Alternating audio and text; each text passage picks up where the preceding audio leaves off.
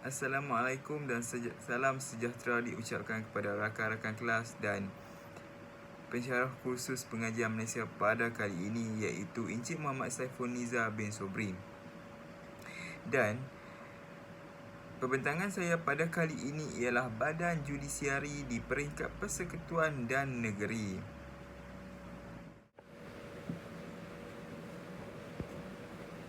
Okey, sekarang saya akan mulakan pembentangan saya yang bertajuk Badan Kehakiman Judisiari. Badan Kehakiman Judisiari ini bermaksud kuasa kehakiman bagi badan-badan kehakiman di Malaysia yang diperuntukkan dalam Perkara 121 Perlembagaan Persekutuan Malaysia. Fungsi-fungsi kehakiman ini pula dimuatkan dalam Perkara 121 hingga 131. Untuk melaksanakan tugas-tugas kehakiman di negara ini, sistem mahkamah telah diwujudkan.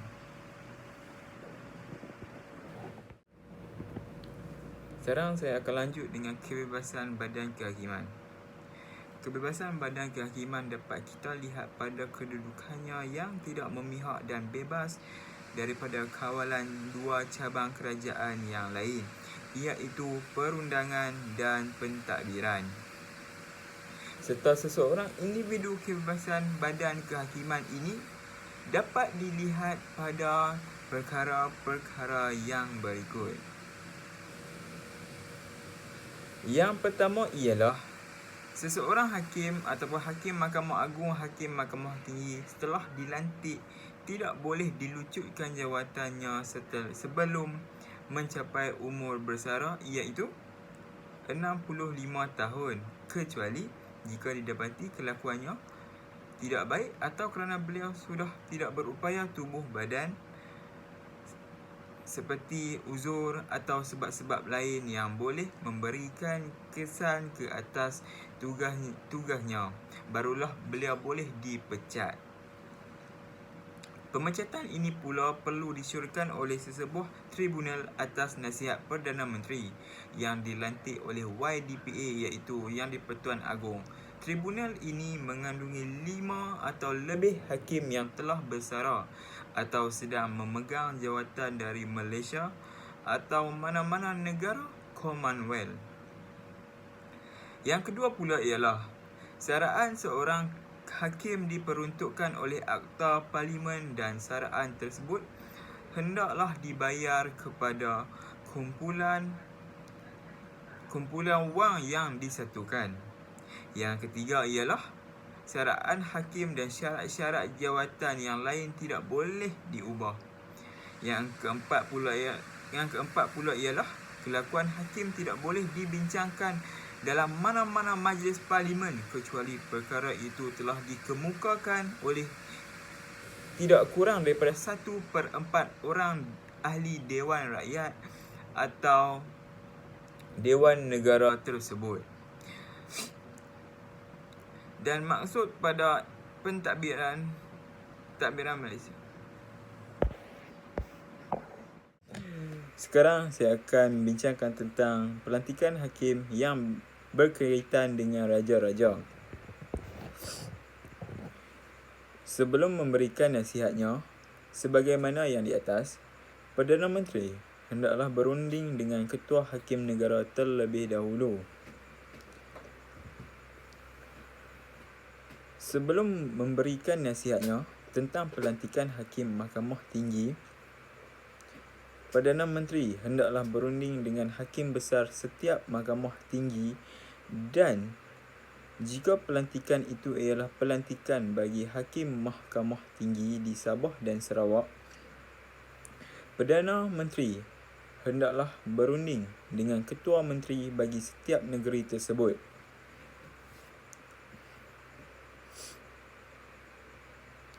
Sebelum memberikan nasihatnya tentang pelantikan seseorang hakim selain Ketua Hakim Negara, Presiden atau seseorang hakim, Perdana Menteri hendaklah berunding dengan Ketua Hakim Negara Mahkamah Persekutuan.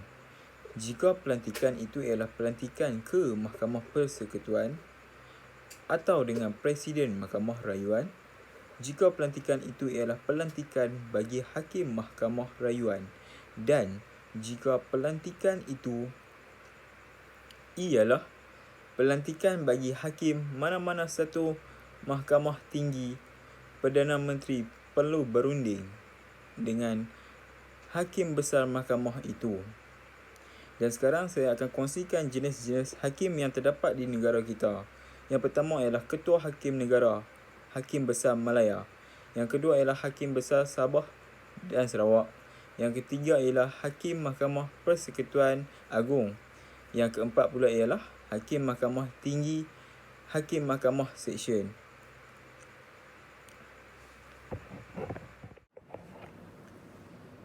Sekarang saya akan membincangkan tentang hierarki mahkamah. Hierarki mahkamah ini terbahagi kepada dua fasa, iaitu mahkamah atasan dan juga mahkamah rendah. Apa itu mahkamah atasan? Mahkamah Agung juga dikenali sebagai Mahkamah Persekutuan, mahkamah tertinggi di Malaysia. Mahkamah ini berkuasa menyelesaikan pertikaian antara kerajaan negeri dan kerajaan persekutuan, mendengar kes rayuan dari Mahkamah Rayuan dan Mahkamah Tinggi.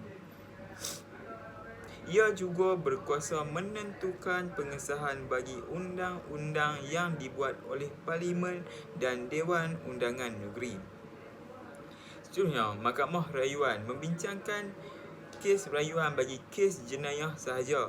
Kes sivil juga boleh dibicarakan jika nilainya tidak kurang daripada RM250,000.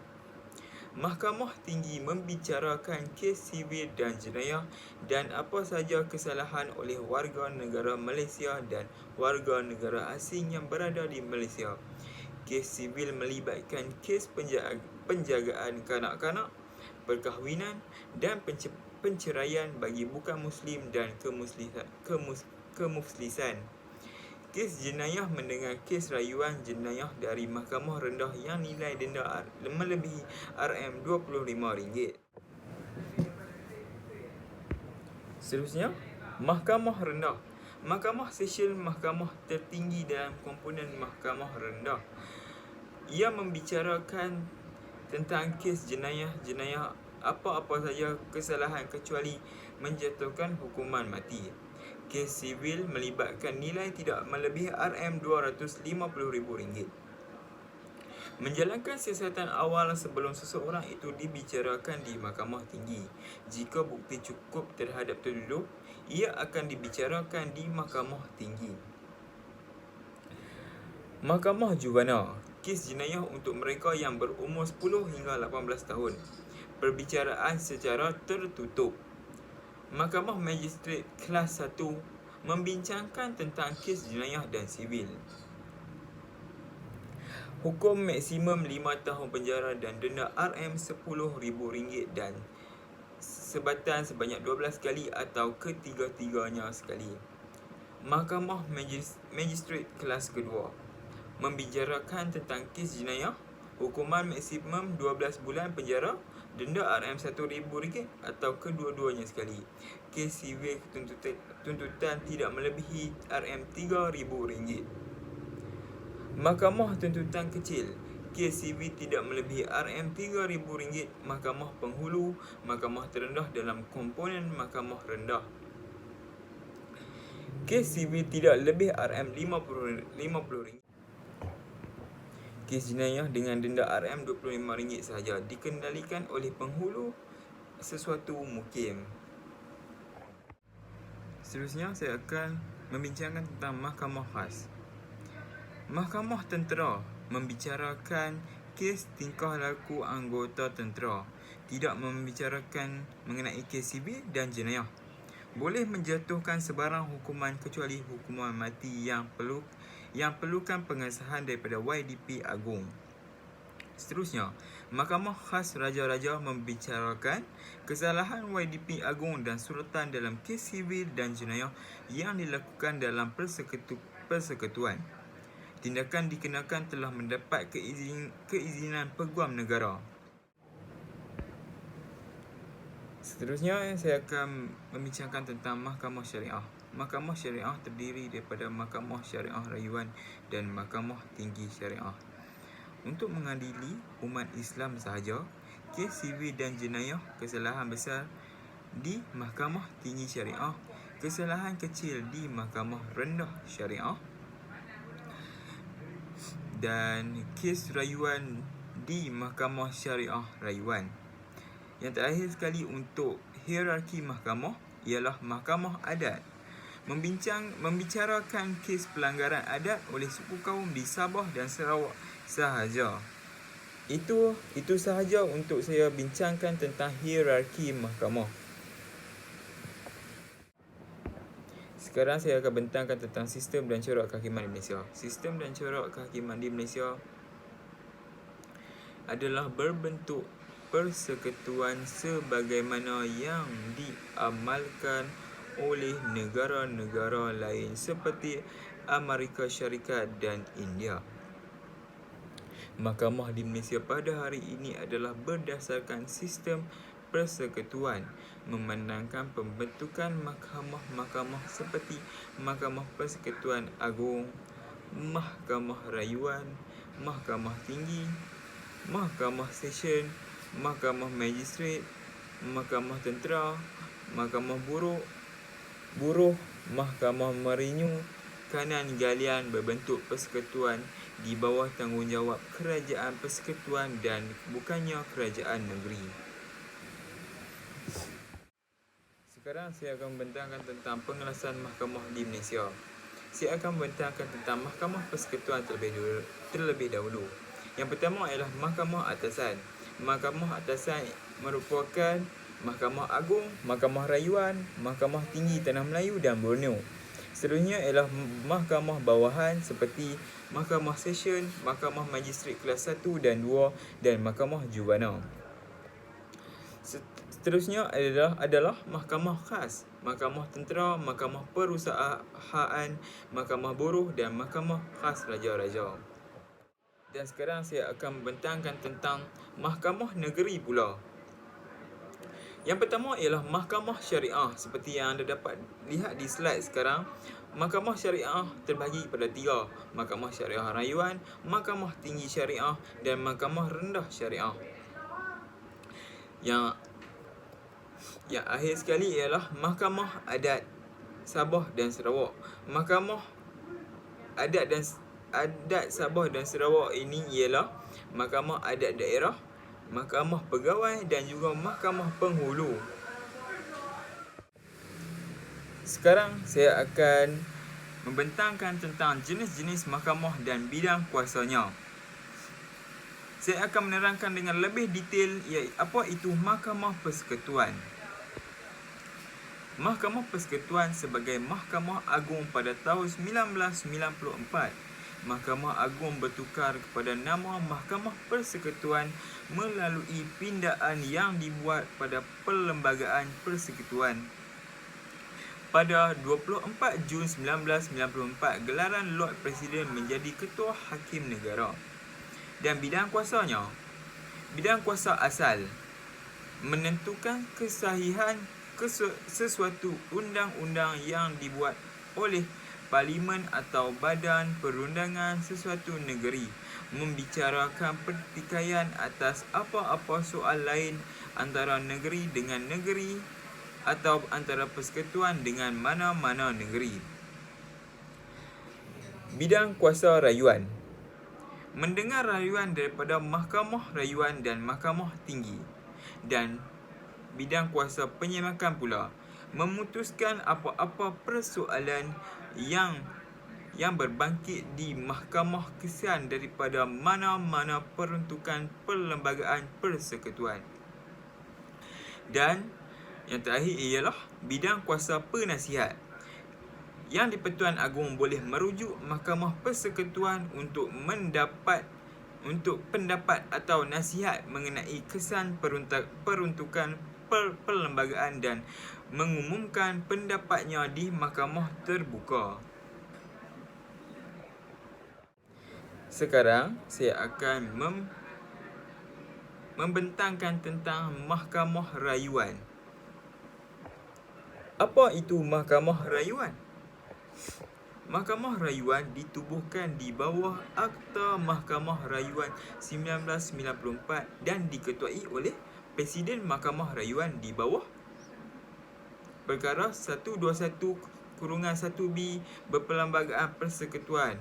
Bidang kuasa Mahkamah Rayuan adalah untuk memutuskan rayuan terhadap keputusan Mahkamah Tinggi berkaitan kes jenayah atau sivil dan apa-apa bidang kuasa lain yang diberikan oleh atau di bawah Undang-Undang Persekutuan.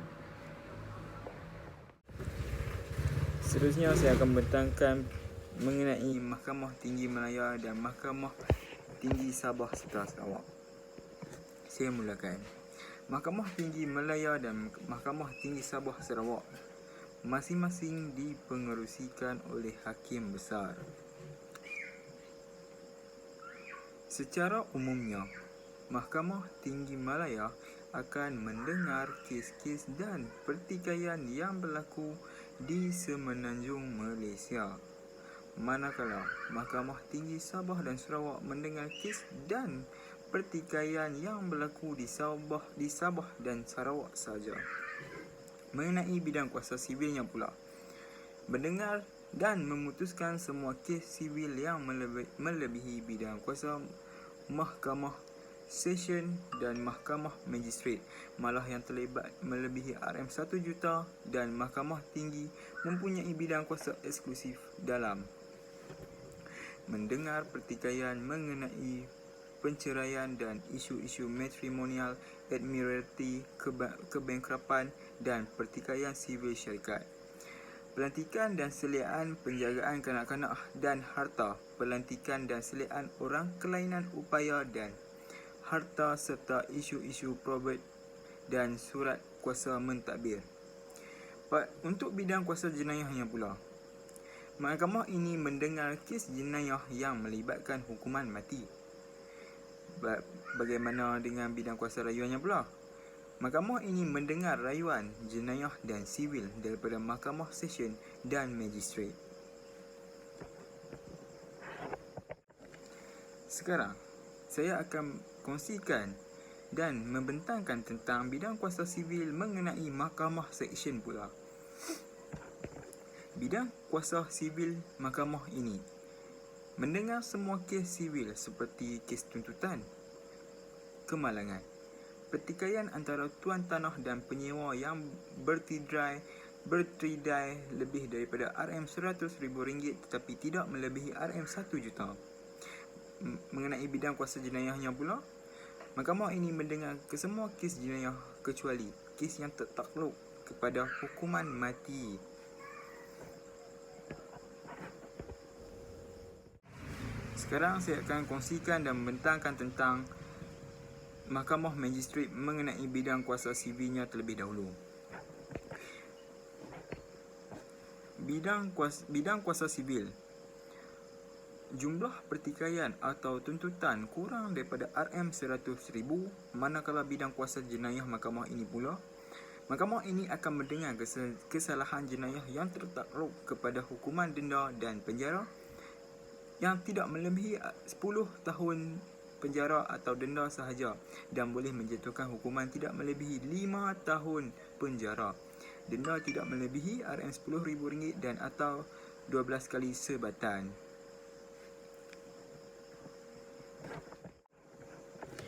Dan part terakhir untuk saya bentangkan mengenai tajuk yang saya dapat ini ialah mengenai Mahkamah Juvenile. Mahkamah ini membincangkan tentang kes-kes jenayah bagi kanak-kanak yang antara umur 10 hingga 18 tahun. Antara bentuk hukuman atau tindakan yang akan diputuskan di mahkamah ini seperti yang berikut. Mereka yang bersalah akan diberikan amaran, dibebaskan dengan ikat jamin, diletakkan di bawah jagaan saudara mara dan hantar ke pusat pemulihan akhlak sehingga mencapai umur 21 tahun.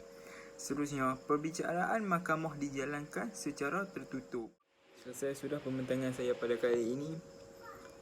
Diharap pembentangan saya pada kali ini diterima oleh pensyarah kursus pengajian Malaysia iaitu Encik Muhammad Saiful Nizar bin Sobri Dan terima kasih di atas sokongan dan bantuan kawan-kawan sekelas yang telah banyak membantu saya untuk menyelesaikan tugasan ini. Terima kasih.